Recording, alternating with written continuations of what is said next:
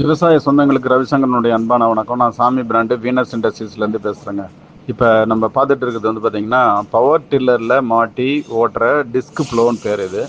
பின்னாடி இருக்கிறது வந்து பார்த்திங்கன்னா பெடலர்னு பேர். அது நம்ம வந்து கிராமத்து பாஷையில் சொன்னால் பெரலுன்னு சொல்லுவாங்க.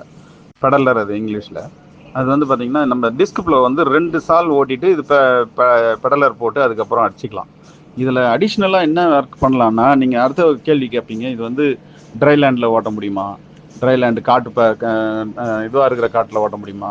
ஓட்ட முடியும். மழை பெஞ்ச உடனே என்ன பண்ணுங்கள், உடனே வந்து நல்லா ஈரம் கொத கொதன்னு இருக்கும்போது எடுத்து போய் போட்டு ஓட்டிக்கோங்க முதல் சால். அதுக்கப்புறம் வந்து நீங்கள் காஞ்சதுக்கப்புறம் ஓட்டலாம் 2வது சால்.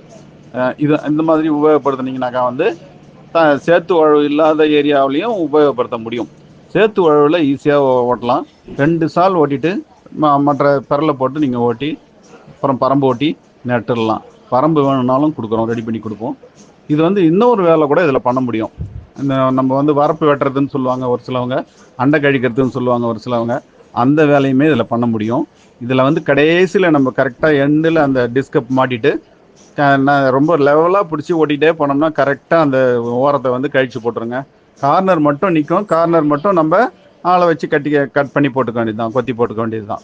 இந்த மாதிரி உபயோகப்படுத்துறதுக்கு சௌரியமாக இருக்கும். உட்காந்தே எல்லா வேலையும் பண்ணிக்கலாம். இதை வாங்கி பயனடைகிறவங்க பயனடையலாம்.